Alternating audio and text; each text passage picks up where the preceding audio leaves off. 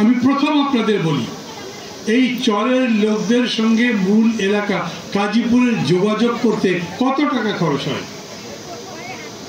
সমস্ত মানুষের যাতায়াতের জন্য যাতে দিনে কিংবা রাতে ধরেন 8টা-9টা পর্যন্ত নৌকা চলাচল করতে পারে, ঘাট বানানো যায়, কত টাকা লাগে? অথচ এতগুলো বছর হলো কোনো সরকার সেই কাজ করেনি। এই কাজীপুর সম্পর্কে আমি জানি, এখানে বড় কলকারখানা আছে, এখানে বড় চাকরির সুযোগ আছে।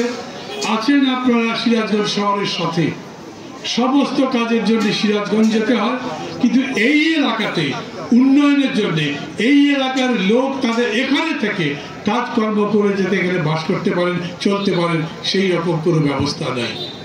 54 বছর হয়ে গেল বাংলাদেশের। বাংলাদেশ এখন একটা গরিব দেশ। বাংলাদেশের গরিব মানুষ আরো গরিব।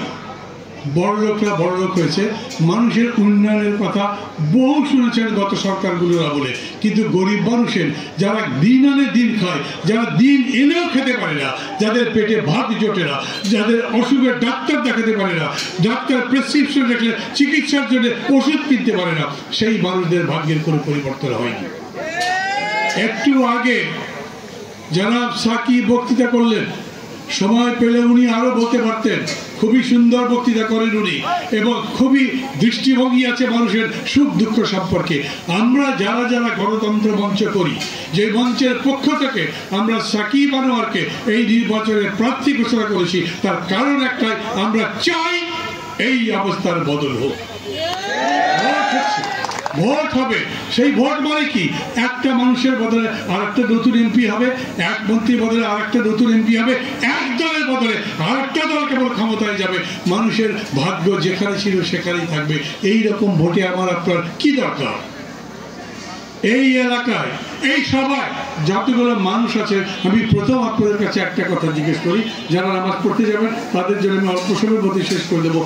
এইখানে কোনো মানুষ আছেন আজকে সারা দিনে 1 টাকাও কামাই করতে পারেননি? আছেন? হ্যাঁ না শুনতে চাই না, চাচ্ছি না। এই কারণে আমরা জানি বাংলাদেশে অন্তত পক্ষে 20 কোটি মানুষের মধ্যে 6 থেকে 8 কোটি মানুষের প্রতিদিন কোনো ইনকাম নেই। ওরা চলে কেমনে? ওই মানুষগুলো দিন যায় কেমনে? তাদের সংসার চলে কিভাবে? আপনি যে ভোট করবেন, ওই মানুষগুলোর কাছে ভোট চাইবেন কিভাবে? ওই মানুষগুলো যদি বলে আমি ভোট দেবো, তার বদলে তুমি আমাকে কি দেবে? আমরা সেই কথা বলার জন্য এখন সভা করছি, আমরা সেই কথা বলার জন্য নির্বাচন করছি। আমরা এই দেশের মানুষের ভাগ্যটা বদলে দিতে চাই।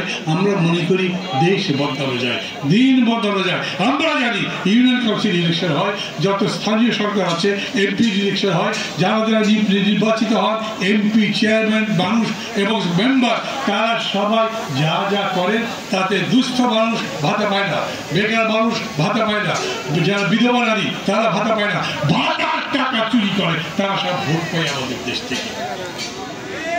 আমরা কিভাবে বন্ধ করব?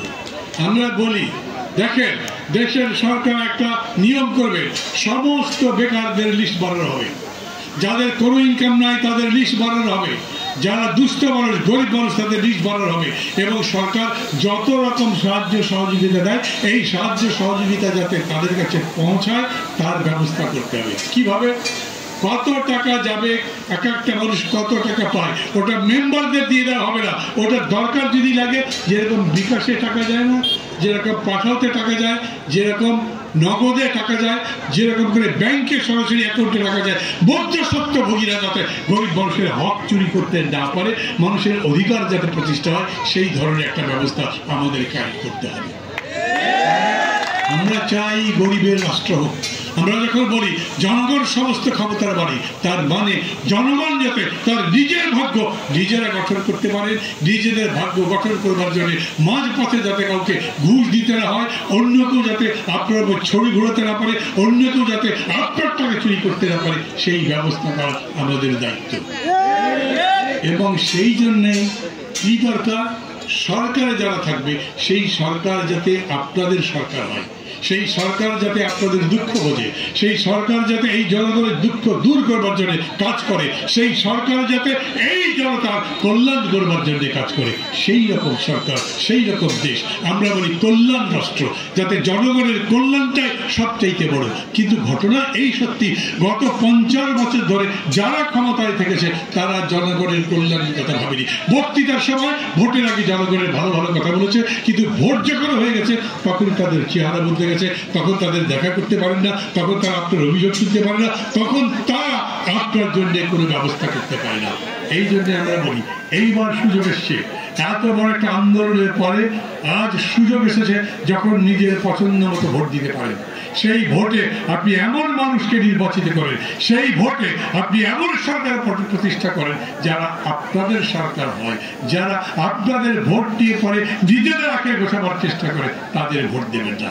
সেই রকম ভোট দেওয়ার জন্য যাতে ঠিক মতো ক্যান্ডিডেট পান, প্রার্থী পান, মানুষ পান, সেই জন্যে আমরা আমাদের জোটের পক্ষ থেকে, গণতন্ত্র মঞ্চের পক্ষ থেকে, আমার দল নাগরিক ঐক্যের পক্ষ থেকে সাকিব আনোয়ারকে এখানে মনোনয়ন দিয়েছি। আপনারা তার সম্পর্কে জানেন।